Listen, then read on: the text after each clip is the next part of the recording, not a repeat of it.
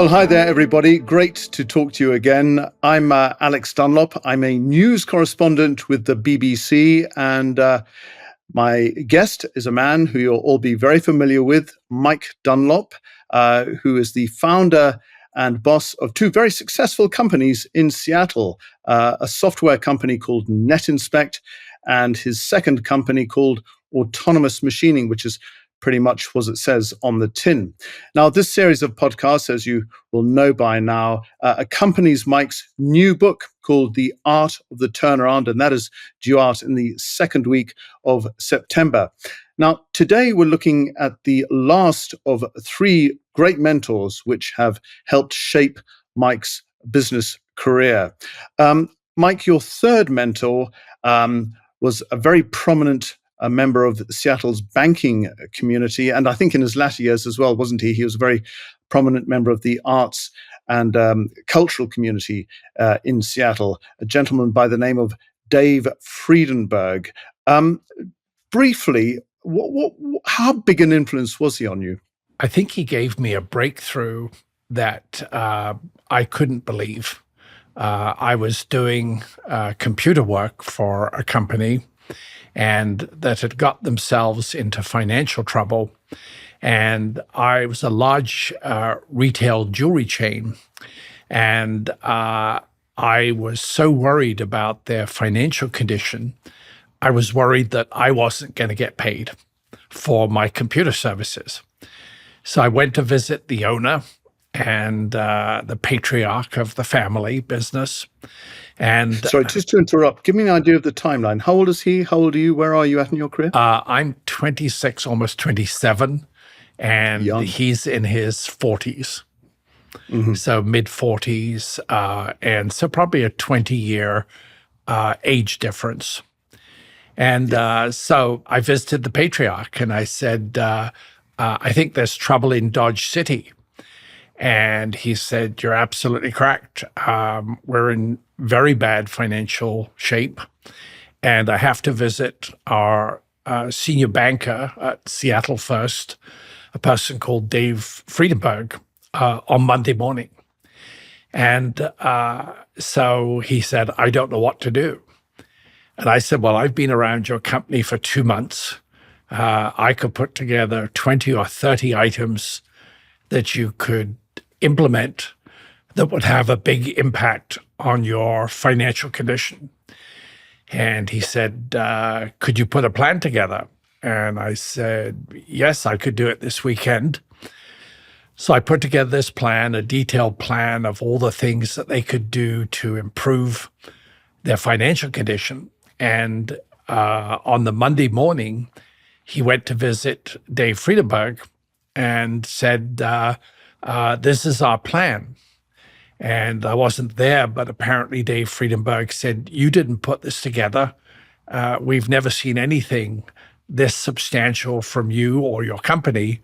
We want to speak to the person who put it together. So I got a frantic call, please come from Bellevue to downtown Seattle, about 5 miles. You need to come immediately.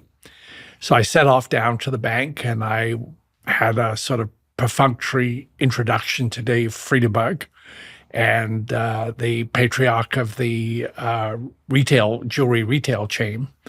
And Dave said, did you put this together? And I said, yes. He said, this is fantastic.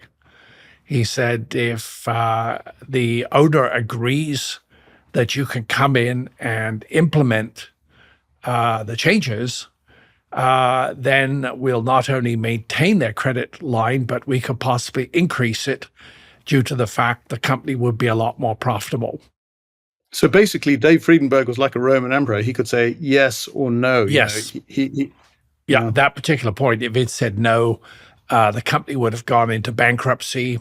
It's first moved into their special credits department, where they assess what they can liquidate, the owner's house, all their assets, quite a vicious department. When you get into special credits, then you're almost forced into what in the U.S. is Chapter 7 liquidation bankruptcy. So Dave Friedenberg pretty well is all-powerful. Oh, yes, absolutely. He makes the final decision. He was the senior banker And one of the strange thing about Dave, he never smiled. He was the most taciturn person, but didn't smile. And Yes, I'll certainly ask you about that, but just finish that thread. So he decided that he'd give this company a break thanks to your plan. yes. And so he said to the owner, work out an arrangement with Mike, and I'll be watching, and I'll have Mike reporting back to me on the progress, and we'll be able to see your financial statements. And he said, good luck. And that was it. It was just as transitory as you could possibly imagine. And I suddenly thought, wow, I've got a different career path. I think it's worth at this point just giving a quick sketch of Dave Friedenberg. I think people would like to know his background. So, as I understand it, he was born in Maryland, I think 1934, I read in his obituary. Grew up in Washington, D.C., worked in New York, and then he came over to Seattle in 1973 and was offered a senior position at Seafirst Bank, and then he went on to found the Commerce Bank. Is that right? Yes. Yeah. So a really, really respected, pretty established banker, very well known in Seattle. Yeah. Yes, and considered very fair. Had some imagination, which is not the common practice for bankers. And he saw a vision, and he almost smiled. And as he set me off on this task to resurrect my first turnaround. Paint me a picture of him. You said he was taciturn. Just give me an idea of what sort of guy he was. He was bald with fringe hair. If Hollywood was casting for a monk, he would have been absolutely perfectly typecast for it. He actually looked like a monk. What about his temperament? He is very much monk-like, very, very serious, almost like a Buddha in contemplation. He was. There was not much emotion one way or the other. There was decisions made, and he was very forthright, as a lot of New York bankers are. It's black or it's white. Don't tell me about gray. And you either can make it or you can't. And that was it. And I really liked him. Was he intimidating? To people who hadn't got the resources to repay their loans, yes. But right, so he didn't suffer fools. Yeah? No, didn't suffer fools gladly. And when he saw opportunities, he took them. And we had many, many conversations about the after I'd done this turnaround. Obviously, then he recognized that if I could turn a retail chain around in 3 months, then there were opportunities in the bank for me that he could recommend that I look at as well. So that was a massive break for you, meeting him. What did it lead to after that first turnaround? Well, the first turnaround, then he gave me a far bigger company that was in even worse problems, having even worse financial problems. And it was the sort of last chance saloon for them. And Dave told me to go over to this company. He'd already spoken to them. He was about to liquidate them. They hadn't told the truth.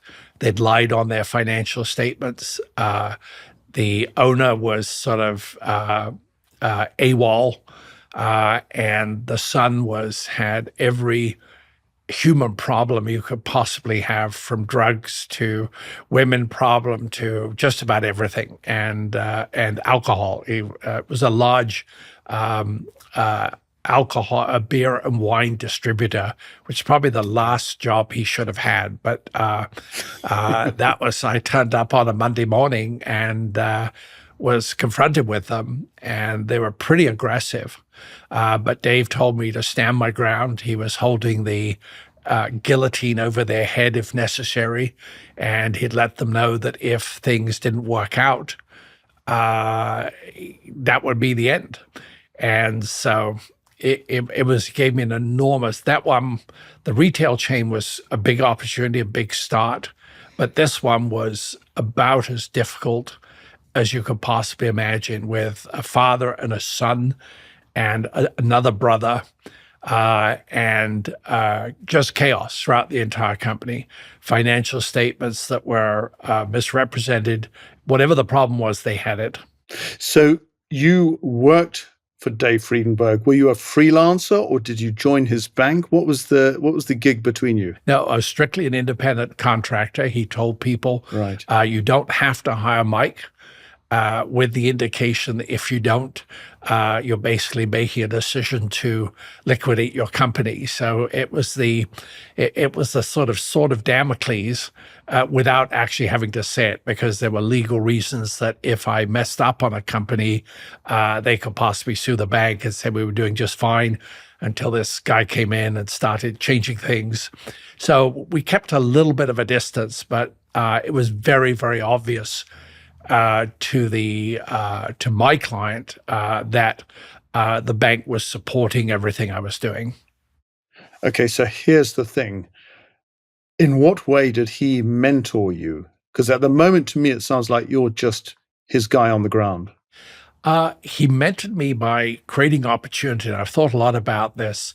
There are kind of two types of mentors: the ones that create opportunities for you with very high expectations that you have the ability to do what they expect of you. And the other type of mentorship is normally a totally different age group, where it's someone who is older, like myself. I mentor a number of young people, and it really is creating the groundwork for them so they can look at things differently and look at opportunities.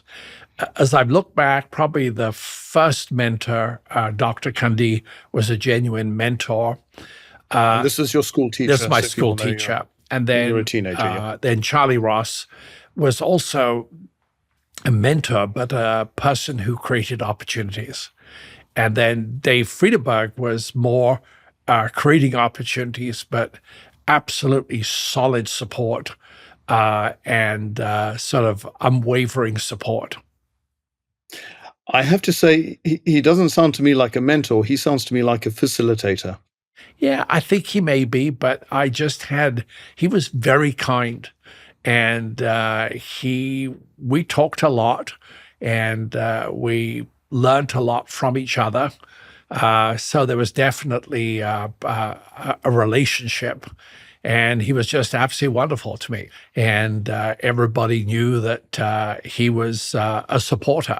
So maybe it's a combination of mentorship and supporting, but it was a wonderful piece of luck, and changed my life. And so I think that's why we look at the three people. Maybe they're life changers rather than pure mentors, but there definitely was a mentorship component.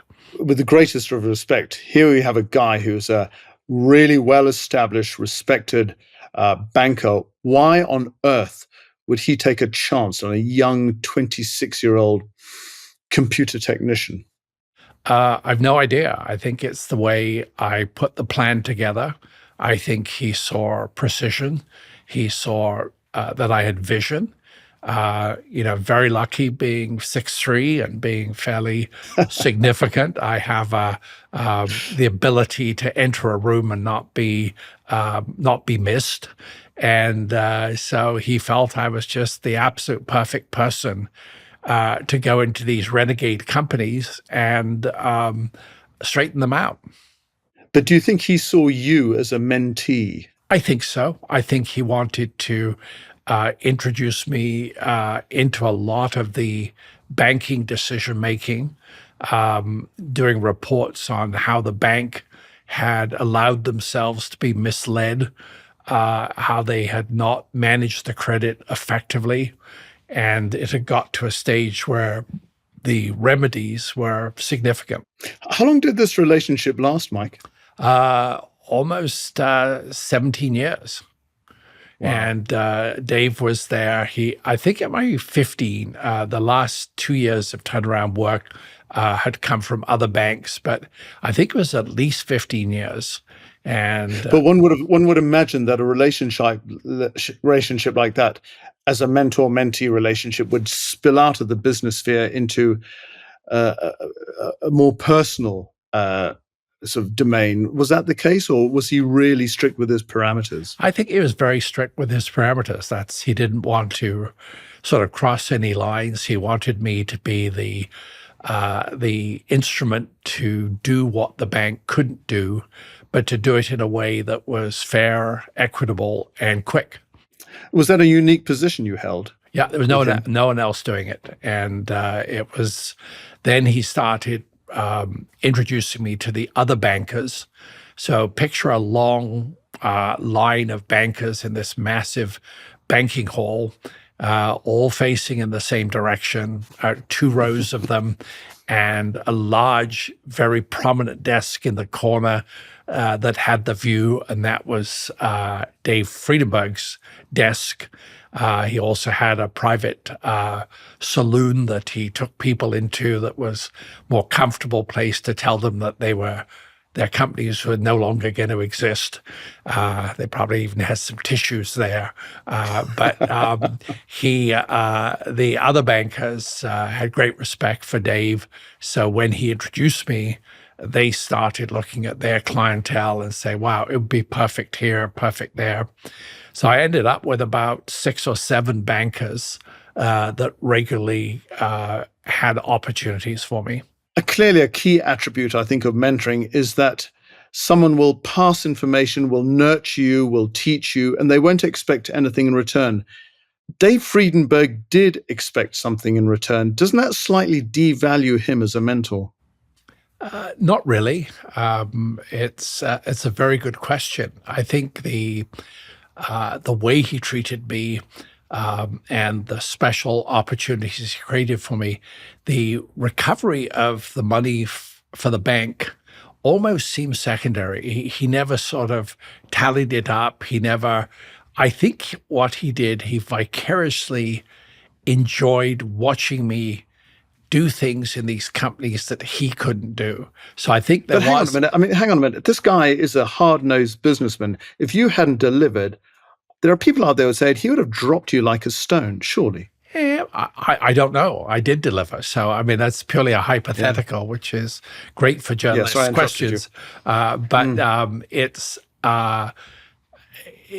very hard to know what someone's inner feelings are when they're offering help, when they're mentoring, when they're giving you an opportunity. I think from a personal standpoint, he got some benefit from me. The companies that I rescued, they paid back there, but it never seemed as mercenary as that. I think he enjoyed the process. I think he enjoyed seeing me do things, and it was some of the more challenging turnarounds. I think he lived vicariously through me. I think he thought, wow, this is fantastic. So yes, he got some benefit, but all mentors do. I've mentored a couple of young men who've gone on to extraordinary success. And the benefit that I've got is from seeing them be immensely successful. So it wasn't totally altruistic. I got enormous pleasure from being the person that acted as a pivotal change. So I don't think there is pure altruism out there anyway. I think there's always some positive feedback that you get. What did he do for your career, though? He helped set a path. Once I'd started doing the turnarounds, I realized that, number one, I had the skill to do them. And it suddenly dawned on me with some of the opportunities that I should look at not getting fees because I was in a strong financial position at that time, but just to take a percentage equity in the company with a guaranteed buyout after 2 years. So I come into your company, you give me 20% equity value in the company, I will get it turned around and you will buy out my 20%. And I had a vision then of accumulating these equity positions and then using that to buy my own trouble company completely, and then be on the path for full business ownership, having had the wonderful experience of seeing numerous companies make dreadful decisions. So I had a sort of 16-year MBA using real money and real companies, and none of it theoretical. Another thing mentors do is that they teach and they nurture. Did he teach you as you went along, or did No, he just expect you to do the job? he encouraged me. He gave me the confidence to do it. He After I'd done the first one, he said basically rinse and repeat. It's you did a great job, and that's why we're giving you this work. And so I think maybe including him in the mentorship group may be at the edges, but there was definitely an age difference. There was the opportunity to feel that you're being supported in a mentorship capacity where it was not sort of formal. So I think it was a combination of everything. Do you think he saw it like that? Yes, he liked Hmm. it. I mean, he almost smiled every time I came in, and I could randomly appear at the bank, which I did. I just turned up, and sometimes for lunch, and he would take me to lunch at this wonderful old club just across from the bank called the Rainier Club. I've been Oh, around very, for very sort of established club, yeah. 200 years, and that was where all the movers and shakers met. And sometimes you say, let's have lunch at the Rainier Club. And we go over there, and you'd see all the people looking at him and looking at me. And unfortunately, my reputation got to a point where companies asked me to park my car around the back near the shipping department, because if some of their friends came and recognized my car, they they would know the company was having trouble. And a lot of my customers were Jewish, because Jewish people own a lot of businesses in Seattle. And Dave Friedenberg was And Jewish, Dave of course. Friedenberg was Jewish, and Yeah. so I asked one of them, why they picked me as a consultant. We're not going to see you at the synagogue, and so so it was sort of funny aside, but Um, I have to say, Mike, it's drummed into me as a journalist that I must make a story relevant, to the viewers so that they care about the person. And I think those who are watching and listening to this podcast might say, this is a great anecdotal stuff about Dave Friedenberg, but why should they care? Should they take away from this? I think they should take away from it there are opportunities that are almost hidden. And if you put yourself out there, there are enormous number of people who are willing to help. So I kind of put myself out there with my first business plan. I really had no idea how to put together a business plan. And by doing something that I was not qualified for or not really experienced in, put me in another opportunity.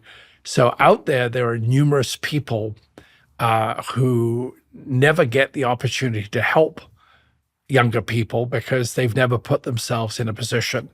And I think the fact that one of the recommendations I always have for younger people, go to places where there are people who can help you. The Rainier Club, the Bellevue Club.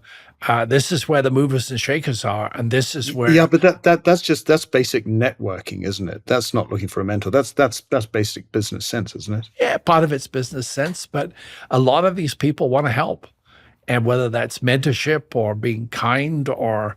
I think a lot of it is sort of pseudo mentorship. I mean, it's not the traditional mentorship, but you've put yourself in a position and someone comes in and offers an unbelievable assist. So if I hadn't put the business plan together and had said, I don't have the experience, and, sorry, you're going to go bankrupt, the rest of my life would have been entirely different. So I guess with him, in terms of the mentorship, someone who sees potential and can assist. Clearly, he saw potential. Yes, I think it was a relatively brief conversation. I think I was really lucky that he was confident, comfortable in his own decisions, and felt that it was the most natural thing in the world for me to implement the plan that I put together. What was he? Was he proud of you? Did he say, well done? I think you did well there, boy. Yeah, he was. Well, the fact he kept on referring me for that number of years was really the confirmation. You don't keep on referring someone who basically has not performed. But as a strange twist of fate, when I was many years later, I was thrown out of one of the companies I'd built, and I was fighting my way back into that company. And the ultimatum from the people who had thrown me out was they had to come up with a deposit for 1.25 million in cash within 24 hours. Luckily, I had sold an equity interest in the Scottish company and in the Belgium company, but the money was in the wrong place. So Dave Friedenberg, who'd founded Commerce Bank, I explained the situation to him. He said, Mike, just come over to the bank.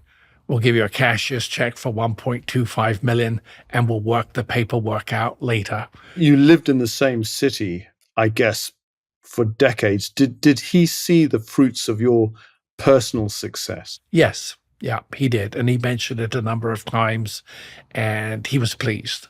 I mean, Yeah. he was taciturn, so it was very hard to distinguish for being pleased and indigestion. But it was certainly there seemed to be an effort to be very pleased with what I'd done. And after 15 years of working for him, did you stay in touch? Yeah, when he left to form Commerce Bank, I actually moved one of my accounts to Commerce Bank. So I got to see him on a fairly regular basis. And it was basically a 20-year relationship. Of course, every great mentor has a legacy. What was his legacy for you? That he gave me an opportunity. I mean, just a stunning opportunity at a point in time that I didn't really feel I deserved the opportunity. So I was so on my back foot that I was going to put whatever effort it took to show him that I could do it with these companies. And because he had created the opportunity for me. It's not just about opportunity, though, is it? It's also about what you learn from them. What did you learn from him? Basically, that I should, if in the future I found some young person who had capability, I should give them the freedom and the opportunities to show what they can do and to eliminate constraints and to eliminate a lot of the restrictions and just say, go for it. We'll touch on those in other episodes, but I'd love to know if you were able to sum up Dave Friedenberg in a sentence, Mike. How would you sum him up? Direct, purposeful, had a mission, and just supportive. I mean, it's again, it's very hard to describe someone who didn't display many indications of when they were happy and when they weren't. I mean, he was genuinely taciturn. I think of all the people I've met in my life, he was the most taciturn. I could come back into him after I'd been in the company and say, Dave, the financial statements the company gave you are completely fraudulent, which I had to do on one occasion. The bank is in a hole for $2 million. There's zero chance of recovering it. And you've been lied to by the company. You've been lied to by their accounting firm. And this is a difficult situation. And he said, thank you for the information. What is the plan? And I told him what the plan was. And he said, fine. It was just a wonderful confidence that he would support whatever my plan was. Yeah, that's a key attribute of mentoring, isn't it? Trust and mutual respect. Yes, and hope, and a vision that you can picture that person doing something in the future that they're not currently doing. That's absolutely fascinating. Thanks so much for that, Mike. I think in the first three podcasts, we've spoken about these three key mentors. In the next episode, Mike, we'll look at the legacy of mentors, what they bring to your philosophy of mentoring, and why, as you say, why it's so important to bring that on to the next generation, not just in business, but in life, isn't it? I think so. And I think we have additional support for mentors in the US. It's considered quite normal to help. And it's more overt than it is that I've seen in any other countries. It tends to be more stratified in other countries. But in America, there are a number of people who are very happy to help that have no gain from helping, but someone in their past has helped them. So it is part of this sort of entrepreneurship legacy that can transition many, many generations. Well, there's just so much more there to explore in the next episode, Mike. I'm really looking forward to it. But Mike Dunlop, for now, thank you so much. Thanks, Alex. Thank you for listening to The Art of the Turnaround. If you love this podcast, please like and subscribe. You can follow the show on Instagram and TikTok at The Art of the Turnaround. You can follow Mike Dunlop on LinkedIn or his website, theartoftheturnaround.com. This podcast was produced by Cadence 3 Studios. I'm your host and story editor, Alex Dunlop. April Bricker is our executive producer. Burke Tobenek is our producer and editor, additional editing by Eric Scheel. The show art was designed by Todd Arbuckle. Andrew Kindred is our sound engineer, and Eric Munch is our audio mixer. The Art of the Turnaround is based on the book by Mike Dunlop.